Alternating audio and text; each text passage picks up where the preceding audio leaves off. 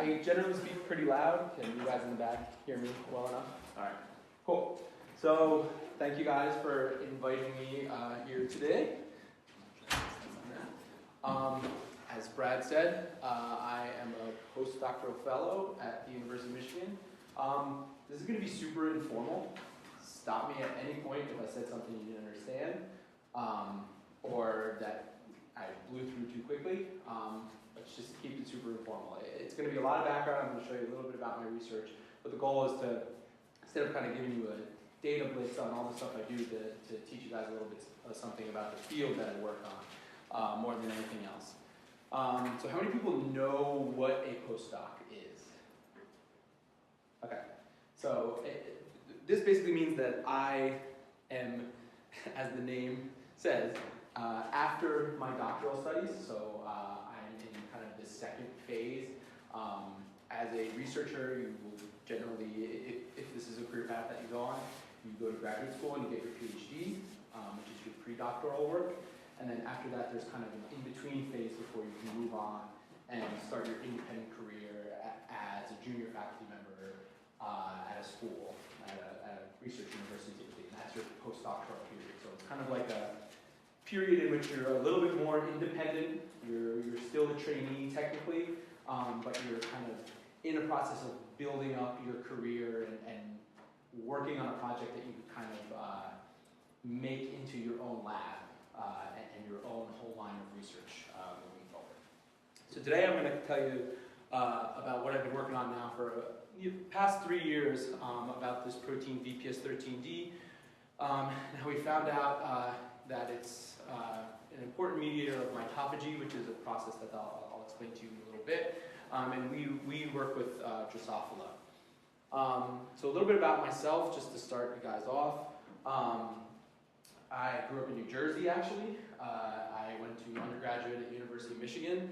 When I entered undergraduate, I had no idea the career that I'm doing right now even existed. I always was interested in science and kind of just interested in general.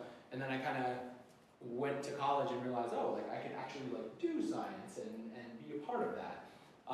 So I started as an undergraduate and got into undergraduate research at Michigan. And just really loved it and kind of stuck with it ever since. So after undergraduate, I went to graduate school and got my PhD in New York City at Cornell Medical Center. And then about 4 years ago exactly is when I came back to the University of Michigan to do my postdoc, which is what I'm in right now. Career trajectory-wise, postdoctoral fellowships are typically like 5 to 7 years. So I'm probably in a zone that by next year I'm going to be looking for independent positions, so looking for like assistant professor positions at different schools. And ultimately my goal is to be able to be in a place where I can both carry out my research and teach undergraduate students. So most bigger universities offer that. A lot of your professors here at Eastern have a research lab and are doing research here at Eastern. So, does anybody have any questions about that? Any comments before I move forward? Yeah. So what was like your undergraduate major, and then what was the PhD program name that you went into? So I am to the group. Everything was neuroscience. So I was a neuroscience undergraduate major. The major actually, I was only the second class at the University of Michigan that graduated. It kind of started the year before I got there. They made the major, and I don't know what it's like here at Eastern, but it was you could kind of tailor it as you wanted. Like you could kind of make it very kind of psychology and biopsychology oriented, or make it very cellular and molecular biology oriented. And I definitely chose the cellular and molecular biology aspect of it, and kind of took the minimum amount of psychology classes because I was more interested in kind of like what's going on inside the cell and inside of neurons. Excuse me. And then my PhD was actually in neuroscience as well. I applied to PhD to neuroscience programs. And my PhD work was looking at developmental neuroscience, so how the brain develops. Any questions? before we move on? Do you want to do now? All right. So, most of everything that I've done since I started my postdoc has been kind of focused on this little organelle here. This is the mitochondria, for those that don't know. This is kind of a cool video. This is a really newer technology that's becoming more and more popular, called tomography, where you can take an electron microscope and basically take really, really thin sections of it. And basically, as you're taking the sections of it, you kind of, actually a laser takes very thin sections of it. So you can kind of go through serially and take really tiny, high resolution videos like this and get basically a three-dimensional view on the sub-molecular level of what the structure of something looks like. So this is what the kind of individual planes of this is as you look through, and this bottom panel here is kind of the 3D reconstruction of all of that. So this is kind of an individual mitochondria. This is on the level of probably a half a micron across. So this is really fine detail that you can get out of this sort of technique. Does anyone know what these kind of yellow things on the inside are called? Sticking cell biology. I know. They're called the cristae of the mitochondria. So it's ultimately just a kind of means to have more membrane surface area inside of the mitochondria for it to do its functions. So speaking of functions of the mitochondria, kind of its most famous function that you guys are all probably familiar with is the production of ATP, right? This is your high school biology powerhouse of the cell situation, and that is absolutely true. That is one of the major, if not the most major function of the mitochondria. But it has other functions. One, some of these other, well, I don't have time to go into the details of this, but it also plays an important role inside of the cell in buffering calcium. There's a lot of metabolic reactions that occur inside the mitochondria itself. A lot of the things you learn in the Krebs cycle, a lot of those things serve as metabolic intermediates and offshoot into a whole bunch of different metabolic pathways. A lot of that is centered in the mitochondria. Actually, another really important component of mitochondrial function is the synthesis of proteins that contain iron-sulfur clusters. So certain proteins need iron in them in order to do their function, and that's actually the only place where that happens is inside of mitochondria. So mitochondria, those are the functions that I talked about. I'm particularly interested in neurons, and I think a lot of people in this room are also additionally interested in neurons. And neurons are actually pretty unique types of cells, right? This right here is a picture of a cell that's in culture. So does anybody know generally what that means? Just kind of grown in a dish. So you could take cells, you could take skin cells, liver cells, and basically put them in a dish, and then they'll stick to the bottom of the dish, and as long as you give them the nutrients and growth factors that they need, they'll grow on the dish, and you could visualize them. What's pictured here, the blue is the nucleus of the cell, and the green is actually the mitochondria. So you can see the cell kind of, it's not like that picture you see in your intro bio textbook where you have like a few mitochondria around. The cell actually makes this like wide array of network of mitochondria that kind of spread out throughout the entire cell. And this is probably a simple cell type, like some sort of skin fibroblast or something like that. This is a neuron. So, and this is actually a neuron in culture. So again, grown on a dish, and you could just see immediately kind of the immense difference in these cell types. The neuron is this kind of sprawling cell with all these offshoots, and if you just kind of look at the scale, like it's probably around like the cell body part of the neuron is probably about the same size as this, but it has all of this other stuff. And this is actually a picture of a zebrafish neuron, a single zebrafish neuron that's covering, and this is its axon. As you can see, its cell body is down here. And actually all of it, in blue here, what you can see here are all of the individual mitochondria inside of this neuron. And so this kind of portrays some of the challenges and the susceptibility of neurons to mitochondria, and especially mitochondrial dysfunction. One is this kind of sprawling nature. When you have all these really extended processes and axons and dendrites, you need to populate them with mitochondria because all different aspects of the cell need the energy and those functions of mitochondria, right? Another aspect is that, do you replace your neurons? No, they're living your whole life, so they don't have the ability like that your liver does. If you kill some liver cells, there can be new liver cells that get regenerated. So this is the kind of maintenance of the mitochondria needs to happen all the time, right? So populate all the different parts, survive for your entire lifetime, and then on top of that, some of the most like energetically demanding parts of the neuron are actually the ones that are the farthest away from the cell body, right? So you have synaptic terminals and you have dendrites that are the ones that are really far away from the cell bodies where the mitochondria are made. And those are the things that need the mitochondria the most. And I should have said before that, neurons are actually really energetically demanding in general, right? And I'll get to that in a second. So kind of all of these challenges pose like quite the susceptibility of neurons to having really properly functioning mitochondria, right? If you guys are interested, this is a good review article. I could even send you guys these slides. I could send them to Brad and send them out to you. If anybody's interested in learning more about this is a good one that covers a whole bunch of what I'm covering here. Well, not my research, but a lot of the background research. So it's all about kind of maintaining this healthy pool of mitochondria, like I mentioned to you.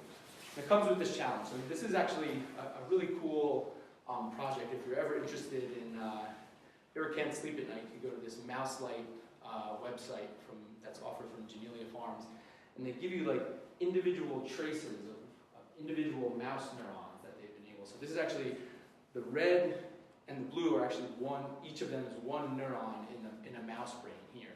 So these arrows here are pointing to where the cell bodies of these things are. So you can see that they're extending their axons all the way across the different sides of the brain. I mean, and this is a mouse brain. Mouse brains are small, but like, they're not tiny. So this individual cell is extending across the entire brain. And kind of thinking about what I said to you before, mitochondria need to be all throughout that, and most importantly in the parts that are the most furthest parts away. And these are by no means the biggest cell types or the biggest neurons in your body. Here's another kind of depiction of this.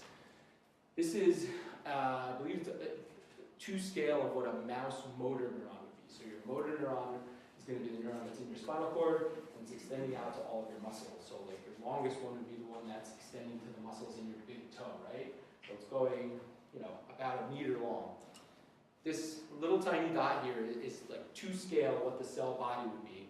And all of these lines are the distance that a mitochondria would have to go in order to get to the very end of this neuron, which is the neuromuscular junction, which is what innervates the muscle. So you can just see how kind of daunting of a journey this would be in order to just generally populate mitochondria in the synaptic region of this neuron. But then if you think about it, above that, it's not just the population of it, it's maintaining that population throughout your entire life, right?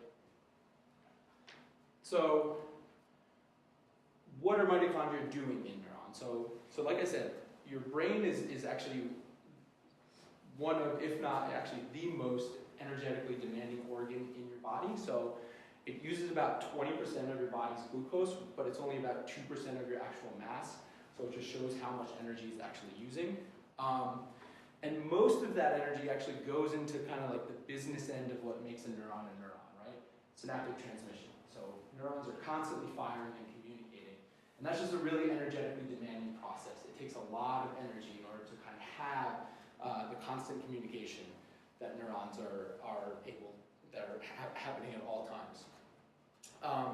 And actually, mitochondria themselves actually occupy about 10% of the presynaptic terminal. So if you're just kind of like thinking about it like, okay, the most important things inside of a synapse might be the things that are taking up the most space. Mitochondria are definitely taking up the most space inside of the presynaptic terminal. You might think like, well, in a presynaptic terminal, there was probably also a lot of synaptic vesicles, which there are, as you can see in this picture here. That's all these little tiny yellow dots. But they take up about only 1% of the volume of the presynaptic terminal. So that's the thing that's like actually doing the work in the synapse. but you need, on average, way more mitochondria because all that stuff needs to be fueled at all times, right? And this is another example of that tomography that I showed you before. They were able to kind of isolate individual presynaptic terminals and then do this like 3D reconstruction. This is not a real picture. It's like a pseudo-color picture from when they did that 3D graph there.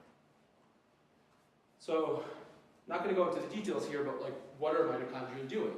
The answer is everything. So this is kind of your presynaptic terminal, and everything that's happening here requires a lot of energy.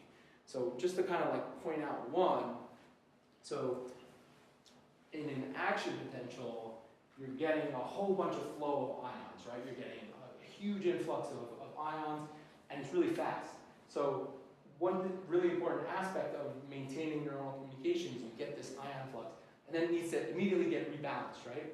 And that's going to have to pump ions away from the gradient. It happens so fast because you just open channels, right? They flow in based on the electrochemical gradient. But then you have to pump all those things back out. So it's kind of like opening up a waterfall and then stopping it and saying, okay, now we got to bring the water all the way back to the top, on top of the waterfall again. So that's why like so much energy is actually utilized at the presynaptic terminal, because a big portion of it is used for this kind of maintaining this ionic balance. And just one more to point out is actually the process of the synaptic vesicles fusing with the presynaptic membrane and then kind of recycling back to form.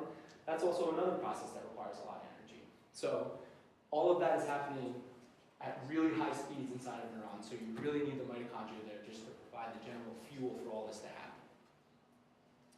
I'll just kind of speed by some of these because they're a little bit less important. So what do mitochondria look like inside of neurons themselves? So kind of just generally broken down into the soma or the cell body of the neuron versus kind of the more distal regions like axons and dendrites. So in the neuronal cell body, you kind of get this complex reticulum of mitochondria, like complex network, kind of like that picture I showed you before of the fibroblasts, where you kind of have just this web of mitochondria kind of filling that entire cell body space there. And here's actually an example of a mouse, this is a zebrafish motor neuron. In blue is the mitochondria. You can just see this kind of complex net of mitochondria kind of filling a lot of that space in there. And actually, in the cell body is actually the major site of mitochondrial biogenesis. So this is where most of your new mitochondria are made, which kind of poses that problem that I showed you before, in that you have to get those mitochondria and maintain the mitochondria at these far distances away. And then in axons and dendrites, it's a little bit different of a story. You have less volume, right? You have less space because these are just smaller regions of the cell. So the picture's not showing up that well.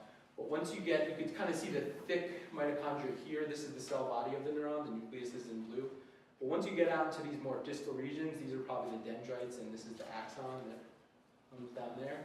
The mitochondria kind of get more spread out. They get more separated. You kind of get these like dots of mitochondria along the way as they're kind of populating the space in the axons and dendrites. This is just a static picture because if you looked at this live, which people have done, and I'll show a video of that in a second, it's done quite frequently, in the axons and dendrites, it's not just kind of like a parking spot, it's actually a highway too, because some of those mitochondria are sitting there and stationary and doing the work of providing that local area with energy, and then some of them are moving along, right? Because you need to kind of maintain the ones that are further down the axon, and you need to bring some of the ones that are down the axon back. So it kind of acts as this like highway and parking lot all at the same time, and you kind of have constant motion in the axons and dendrites of mitochondria. So yeah, again, and it's still generally a question as to like, how is it chosen which ones are moving and which ones are stationary? It's been known for a long time, but it's still a general question in the field, like how are these things chosen? Not as many people know.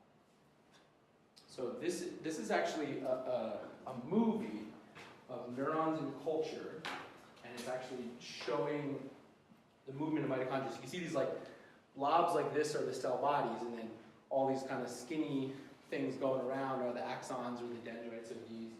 And the green is just kind of like filling the cell, and then the little orange things are the mitochondria moving around. That's what this looks.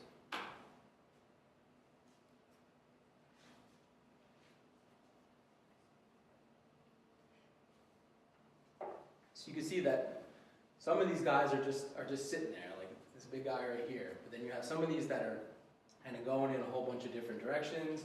Some of them are kind of adding with other ones that are there. Some of them are breaking apart and going in different directions. And this is just constant. Even though these are neurons in culture, the same thing happens if you were to look at the mitochondria in your motor neurons right now. You'd have this kind of constant flux of things going back and forth and moving around. I don't know if this is getting anything more interesting. Nope. Just giving you lots of time to read that. You want to see that again? Okay.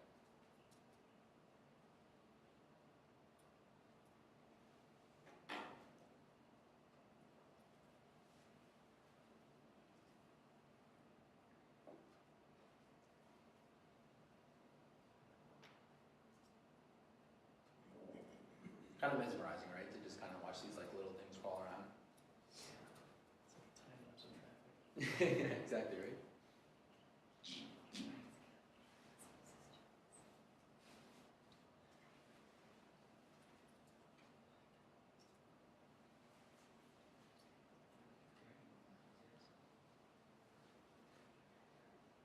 All right.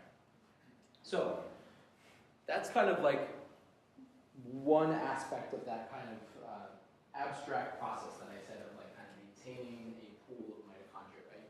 Is that kind of movement of mitochondria all throughout the neurons. But this is like a whole cycle. There's kind of like this whole equilibrium that has to happen inside of the cell that, I just showed you here involves that motility aspect of mitochondria. And I mentioned these before, and I won't really have time to talk about this, but there's also this process of fission of mitochondria, which is when they break apart, and fusion of mitochondria is when they join together. And this is like a whole field of research that I just won't have time to talk to you guys about, but it's all related to the stuff I'm going to talk about today, but I just didn't have time, I wanted time to kind of go into it. And this is kind of balanced out by these two processes of making new mitochondria, or mitochondrial biogenesis, and the destruction of bad mitochondria, which I'll come back to at the end and talk quite a bit about that. But this kind of whole thing is like a constant balance in order to just kind of, again, the goal is to consistently maintain a healthy pool of mitochondria. So, how do we know that this is so important to neurons? I mean, I just kind of loaded it for you and kind of talking about the susceptibility of neurons and how they're these big crazy cells and they have to get the mitochondria everywhere. Like, what's the proof in that? The proof in that is that a huge number of mitochondrial proteins are associated with neurodegenerative diseases. So, and I didn't show a list here, but the list is pretty immense of the association of mutations in mitochondrial genes and genes that regulate that kind of whole process that I talked about in the previous slide: fission, fusion, motility, biogenesis, and mitochondrial degradation, and their association with neurological diseases and neurodegenerative disorders. Some of the more famous ones like Parkinson's disease and Alzheimer's, a lot of the motor neuron diseases like ALS or Lou Gehrig's disease, and this is all from the familial genetic studies of these. A lot is not really known about. Does anyone know what the term idiopathic means? So Parkinson's disease, ALS, Alzheimer's come in two flavors. You have like a genetic familial Parkinson's disease, which is very rare, but that tells us more about the genes that are involved in the process. And then there's idiopathic Parkinson's disease and Alzheimer's disease, where there's no genetic kind of immediate genetic relationship. It just kind of comes out of nowhere. But understanding the genes from the familial side can help to understand more about the idiopathic diseases. So some other ones of these, and this is one that I'll talk about, is ataxia, which is a disease in which basically people lose their ability to walk. They can't basically do coordinated movements of their muscles. And then a lot of different types of neuropathies, which is just a fancy term for when your neurons are dying and you start to lose function in some of your neurons. And some of these are also associated with kind of more neurodevelopmental diseases that kind of onset early on and just have kind of massive neurological problems throughout your whole life, like different types of encephalopathies. So this is kind of what the proof is, that your Your mitochondria are really important to neurons, and kind of more than that, your neurons are very susceptible to when things are not working the way that they should, right? So what I'm mostly going to talk to you today is about a new gene that we've discovered that's associated with ataxia, specifically the spinocerebellar ataxia. So I'm going to kind of give you the whole arc of this story and the way that it kind of started to where we are now. And I'm sure you guys have seen this sort of thing before in your genetics class. So this is like a disease pedigree here. And this is basically a very large family in which a mother and a father had 14 children. So this is 1, 2, 3, 4, 5, and then there's a 9 here, which just means 9 unaffected. So 5 of their 14 children ended up in their 30s getting this kind of severe ataxia, where they just very quickly started diminishing the loss of the movement of their legs and couldn't really walk, and by age 40, almost all of them were in a wheelchair. So this is like your classic genetics problem of like a recessive disease, right? Because you have about a quarter of the siblings in this case are getting affected with the disease. Normally you wouldn't have this because most people don't have 14 kids, right? But this was kind of the start of this project from our collaborators. So I can tell you that I, by no means, am a human geneticist. I do not study human genetics, but like this is kind of just how science works. Everybody has their own specialties, and this lab that we were working with, like this was their specialty. They basically searched the world for these families with these rare diseases, and then kind of said, okay, like what's going on genetically? Like what are the mutations that this family has, that the affected siblings have, that the non-affected siblings don't have, that could be causing the disease. So initially, this family was kind of seeing neurologists back in the late 90s, and it was about in the early 2000s that they basically narrowed this down to a region of the chromosome, which sounds good, but it contains like hundreds of genes. So you're kind of like, all right, we can map it to this based on some human genetics analysis. And it wasn't until about 2015 that they actually like narrowed it down. Okay, like this is the gene that we think is messed up here. But oftentimes, like we're all mutants for something, right? Like we all don't have the same. So some mutations might be harmless, some might be doing a lot. So you don't really know until you actually can do the science to test this sort of thing. But their strong hypothesis was that it was this VPS13D protein, which is what I'm going to tell you about today.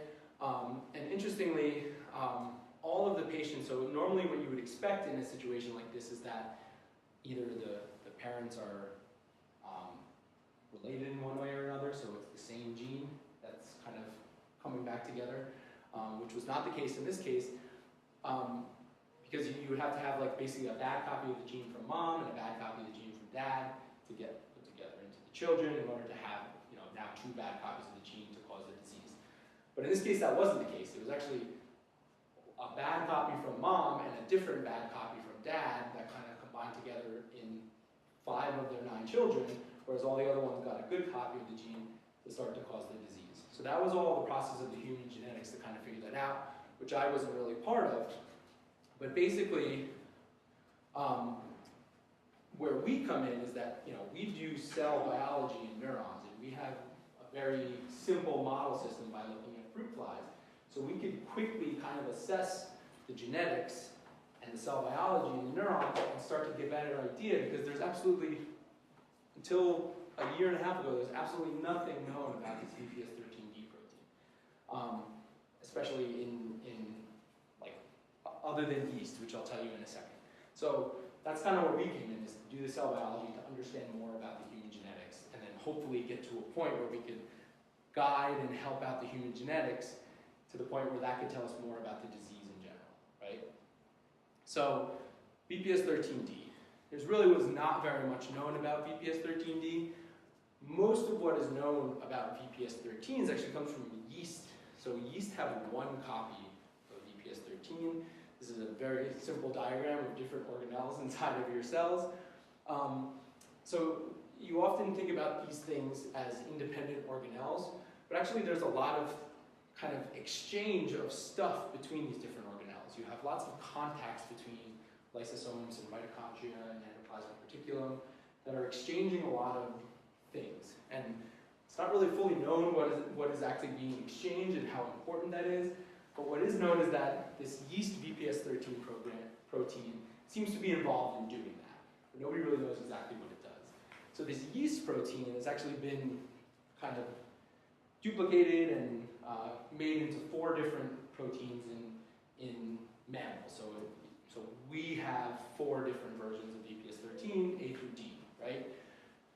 What was especially intriguing to us is, again, we don't know the function of this, but it seems to be very important for neuronal function because mutations in all of the other ones, in A, B, and C, cause all these problems neurologically. So A is associated with this, this disease that's very similar to Huntington's disease, which causes a severe movement disorder. B is a kind of a more specific syndrome, and then C, Parkinson's disease, that's clearly a neurodegenerative disorder. And then D is the stuff that we've done now, is now also associated with this neurological disease. So kind of pointing to the importance of this gene family in neurological function. But again, we don't necessarily know exactly what it's doing, but that's what we're working towards now. So we work with fruit flies, and in particular, we work with the larval motor neurons. So this is the fruit fly that you see in your kitchen. This is an adult fruit fly. But the fruit flies actually go through kind of multiple stages in their life cycle. So they're born as embryos. They stay embryos for about 24 hours. And then they go through these 3 stages of instar, which are the lovely little maggots. If you ever see those kind of crawling around inside of your compost, that's the larval stages. They form these little cocoons that are called pupa, where they sit inside for a few days and then they hatch out as the adult flies that you see. So we actually study the little maggots here, the larvae, particularly the 3rd instar larva, because it's just kind of bigger and easier to work with. And actually this is the nervous system of a larva here. So you can see it's kind of shown here in a fluorescent green. It has it's a really simple organism to start to be able to understand some of the different aspects of neuronal function and structure and some of the cell biology. So some of the advantages, you guys have potentially taken labs, like Drosophila is a very good model organism when you're trying to understand about genetics of things, right? So in our case, that's exactly what we're trying to do. We have this new gene, we're trying to figure out like what the genetics of this and what it could be doing on the cellular level. They have a very simple neuroanatomy. Have about 10,000 neurons as opposed to the millions that a mouse has. So it makes things a little less complicated to be able to understand a bit more.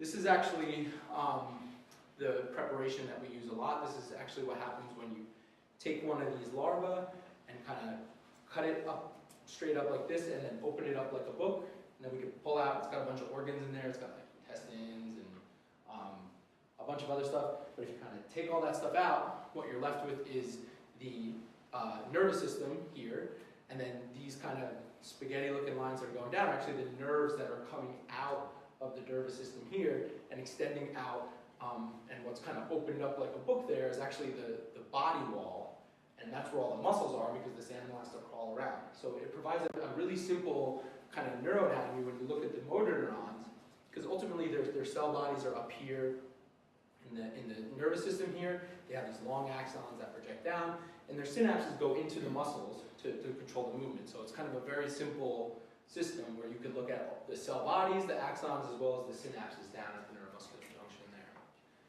And the nice thing about this is you can have a pretty simple readout in the end, right? If we are manipulating motor neurons, you could ultimately look at how the animal crawls around to see if you're affecting the actual neurological function of this, right? And you can even do like electrophysiology, where you could kind of poke an electrode inside of the muscle and see what kind of neural firing patterns these motor neurons are doing with whatever genetic manipulation you're doing. So maybe I'm a little biased, but I think it's a really cool system in neuroscience. So the first thing we did is we went out and you could just buy these things from companies, mutants in VPS13D that basically just, so fruit flies have the VPS13D protein or gene just like humans do. So we can go out and we can buy flies that don't have that gene, that gene has been basically wiped out in. You don't have to worry about the details here, but when we did that, the full mutant doesn't survive very long. They die really early on in this second instar stage, and they're really unhealthy. So it tells us it's doing something important, right? Because the animal can't live without the gene. And this is, you might be thinking like, well, what about the humans with the mutation? If you remember what I mentioned to you before, or maybe I didn't mention this before, the mutations in the humans are not what you would call loss of function mutations. They're just kind of subtle changes in the protein. So there's a lot of functionality there. The protein is probably working at like 85% or something like that. Because actually, if you get rid of this in any animal, so there's been studies in mice and actually in humans, it doesn't support life. If you don't have VPS13D, you're dead very early on. So with flies, we have this kind of special thing. Is anyone familiar with RNAi or RNA interference?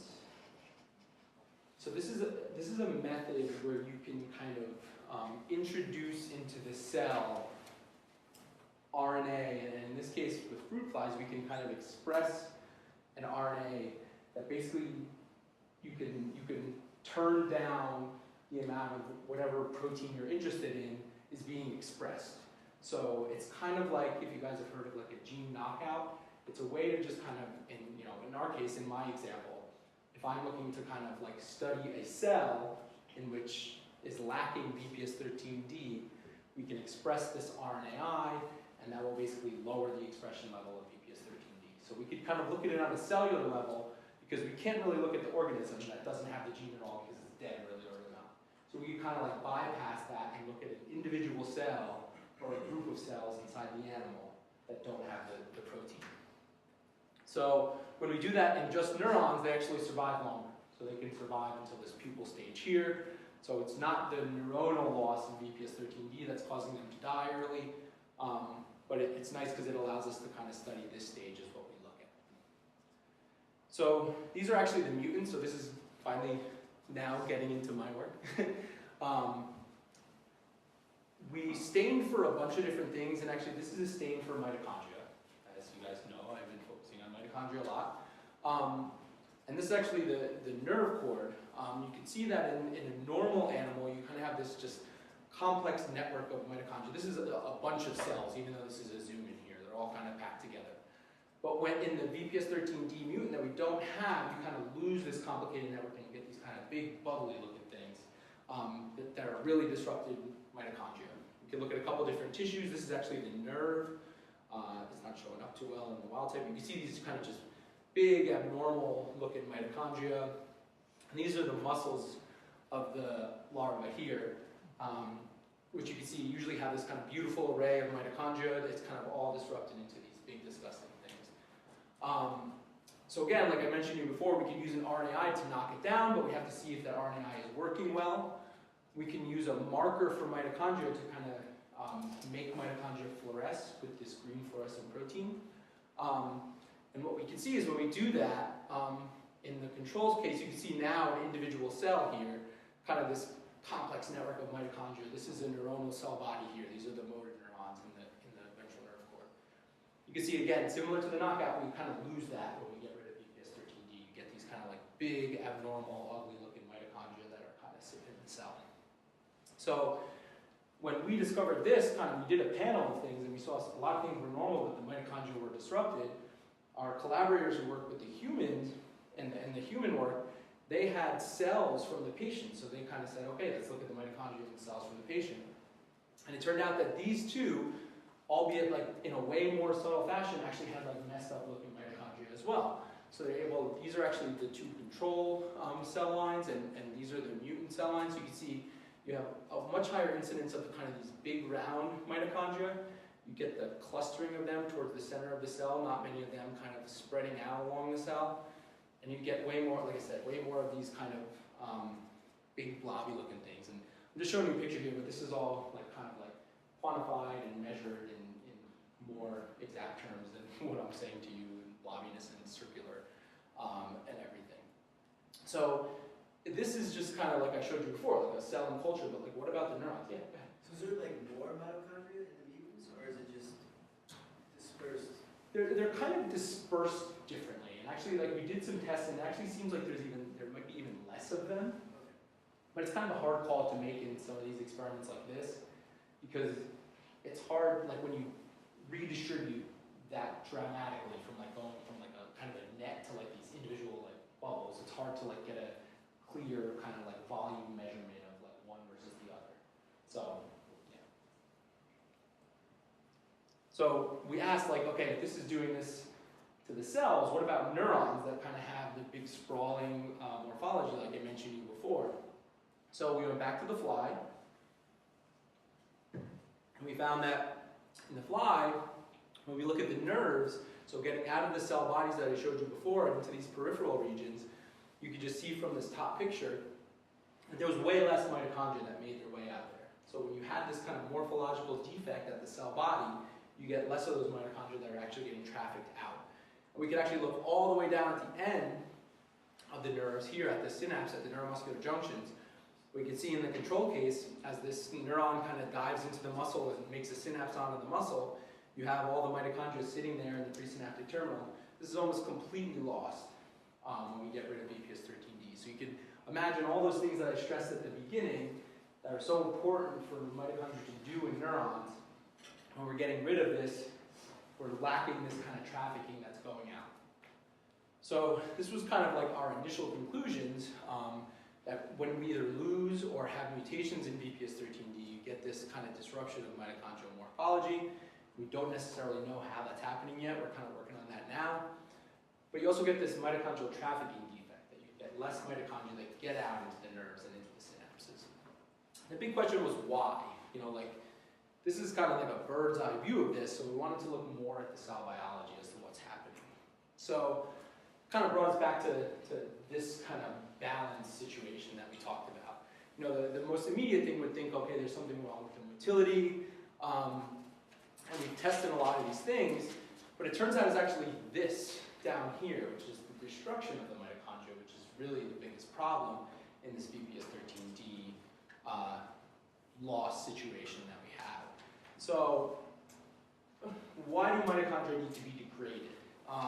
So this is kind of like a big theory called the mitochondrial free radical theory of aging. So mitochondrial damage is inevitable.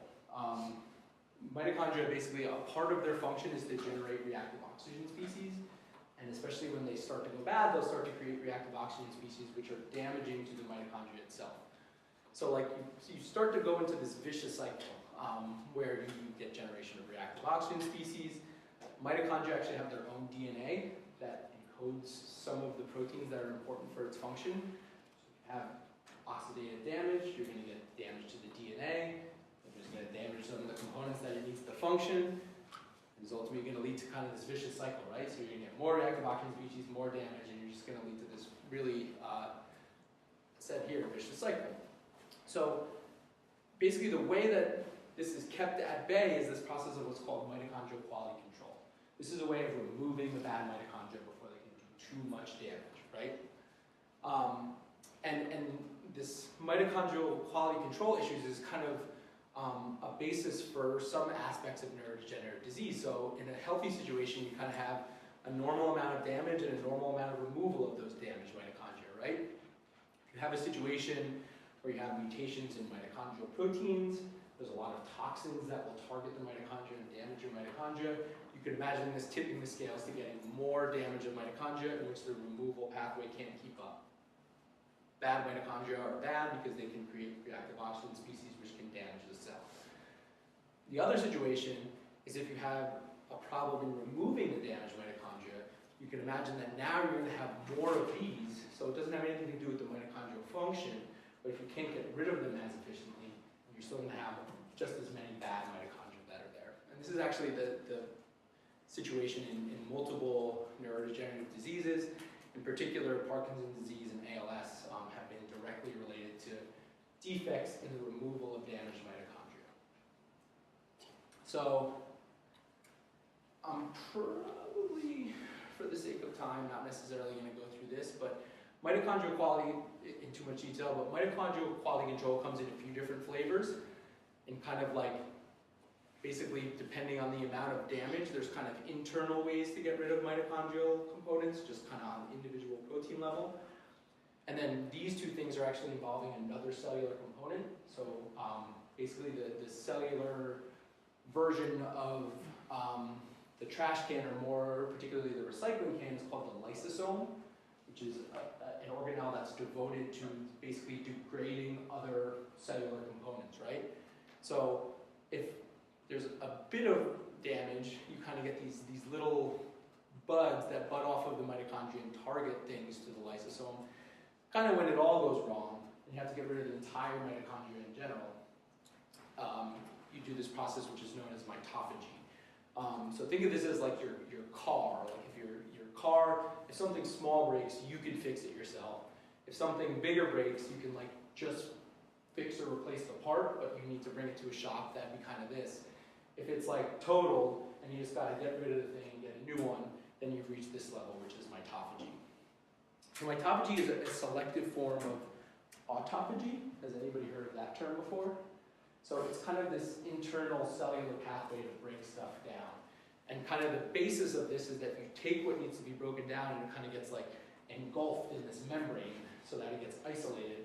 And then that kind of bubble, as you can see here, that has the bad stuff in it, fuses with these lysosomes so that you can kind of degrade all the stuff that's inside of it, right?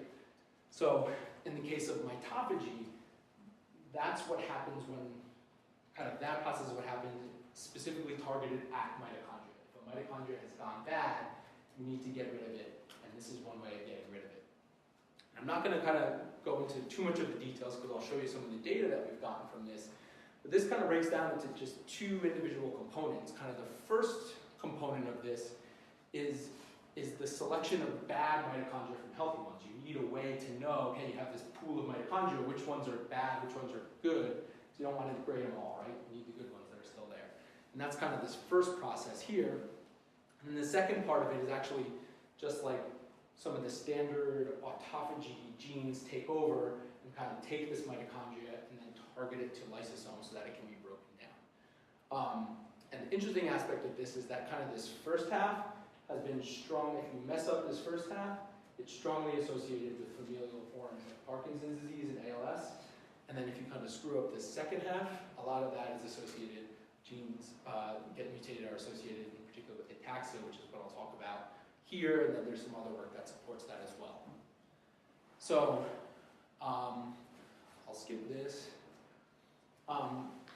This is getting into my data. This is a cell body of a neuron that's VPS13D has been knocked down. The green is labeling mitochondria. Actually, the white stuff is labeling mitochondria as well. We had this kind of weird situation where like our mitochondrial markers were not labeling everything, and we didn't really know what that meant. And it turns out that these are actually the mitochondria that are being targeted for degradation. So I didn't go through the steps of that pathway, but the first thing that happens when a mitochondria needs to be degraded, and it's been deemed bad, is that a whole bunch of this ubiquitin protein gets added to the mitochondria. So ubiquitin is like this kind of universal cellular signal for like, get rid of me, like break me down, this is no good. So what we found is that, you know, within these cells that are lacking VPS13D, we have these clear intermediates that are these mitochondria that have been polyubiquitinated. So I didn't show you a picture of a control neuron because there's never any of these polyubiquitinated mitochondria in a control neuron, because there's still questions as to, like, on a normal basal level, how much mitophagy is actually occurring, and if it is occurring, it's probably occurring on a really small scale and really fast. So when we saw this, we figured that there's got to be something wrong in the pathway if we're able to kind of capture this happening when we do this staining and looking at the individual cells. The kind of, after the polyubiquitin, there has to be added these adapter proteins that kind of act as like the, okay, like this has been deemed bad, we need to recruit the destruction machinery. So the adapter proteins, kind of mammalian version of this is called P62, the Drosophila version of this is called Ref2P. These are actually control neurons, so you can see here's an example where there's actually none, so these are the mitochondria. there's nothing wrong in these control cells, so there's not a whole bunch being targeted for degradation. But when we get rid of VPS13D, you can see that all of these neurons have these like spots where these mitochondria are being targeted and kind of polyubiquitinated, and also added these adapters to start to recruit the autophagy machinery. I'll skip that. This is kind of on an individual neuron level, so the red is labeling the neuronal membrane, so you can kind of see the morphology of this neuron, and these are the big, ugly mitochondria inside of this. If we kind of zoom in on these three right here, we wanted to know if the actual autophagy machinery was also being recruited to this. So to do this, we stain for an autophagy component, which is this ATG8. And what you can see here is that of these three mitochondria, one of them is now engaged with this autophagy machinery. So this is a mitochondria that's being actively targeted for degradation. It's kind of going through that process of what I told you before, where it's being isolated, where then it'll eventually be completely isolated in the cell, and then targeted away to the lysosome for it to be degraded. So right here is where we ultimately think the process is going wrong when we get rid of VPS13D, because kind of the next step of this is that kind of cup shape that you saw before to kind of fully close and surround the entire mitochondria. But only we don't find that. We find that we get a lot of this autophagy machinery kind of accumulating next to and around these big mitochondria, but we never see it kind of fully encapsulate and fully isolate. This membrane here is actually called the isolation membrane because it's meant to kind of fully surround and completely envelop the thing that needs to be degraded.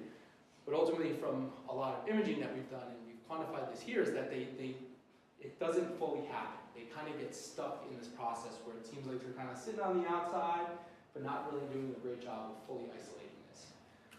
And the last step of this is kind of the final doom when it gets fully isolated and then it gets targeted to the lysosomes. And then after that it gets degraded.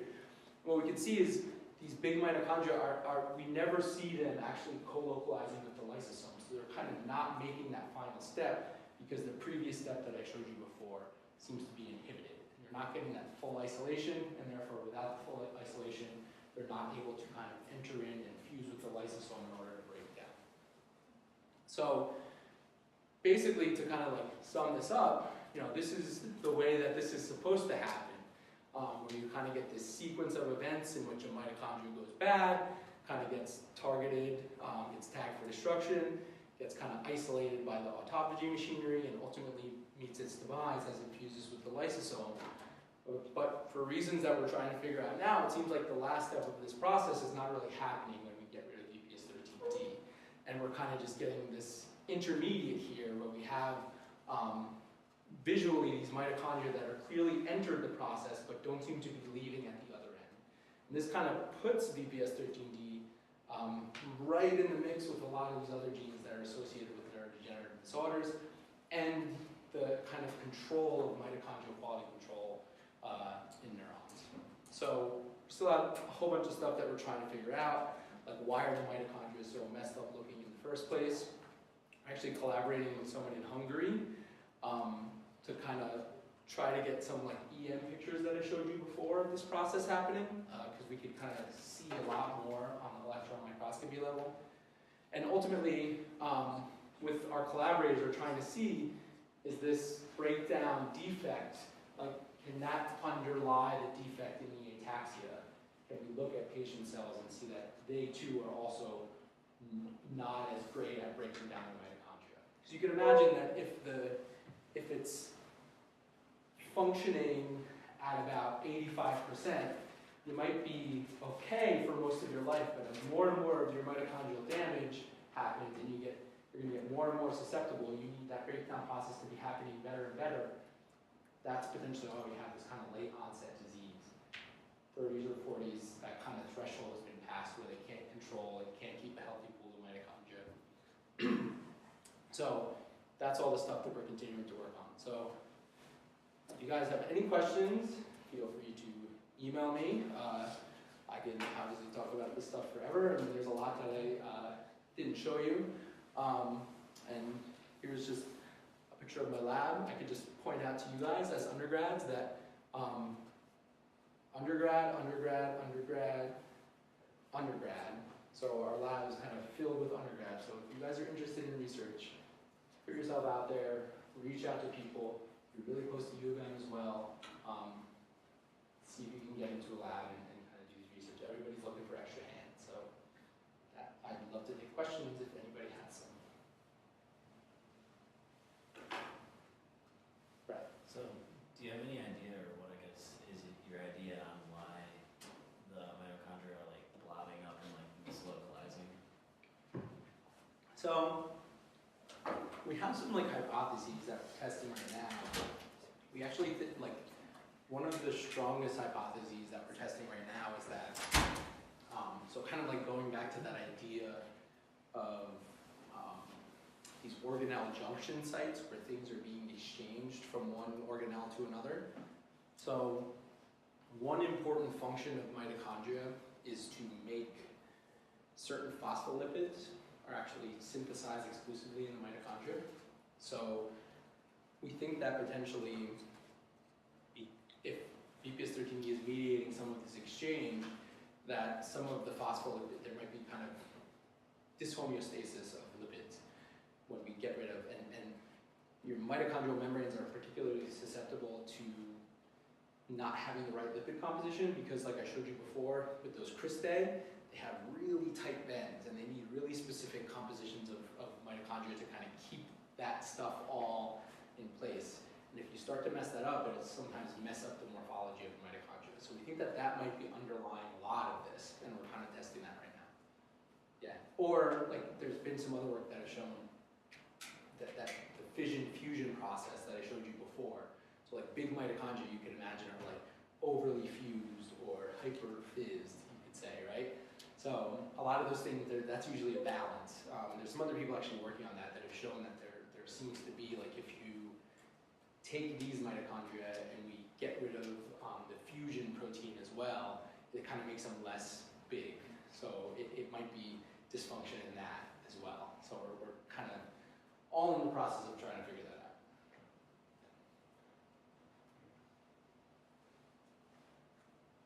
Anyone else? All right, well, thank you guys for having me.